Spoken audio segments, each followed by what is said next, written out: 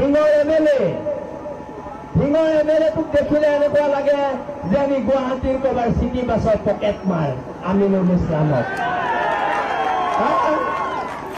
ঢিঙৰ MLA চেহেৰাটো গুৱাহাটীৰ city বাছৰ পকেট মাৰটোতকেও বেয়া।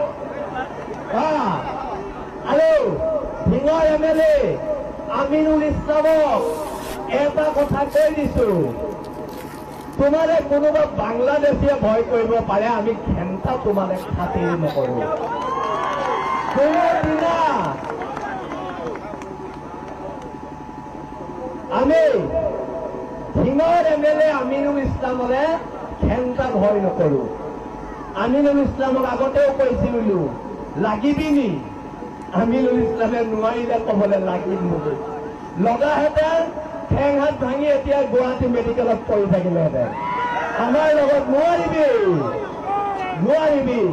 আজি কিছুমান টিভিৰ ডাঙৰ ডাঙৰ টক শ্ব'ত আমাৰ ল'ৰাবোৰৰ কথা কয় গুণ্ডা ডকাইত।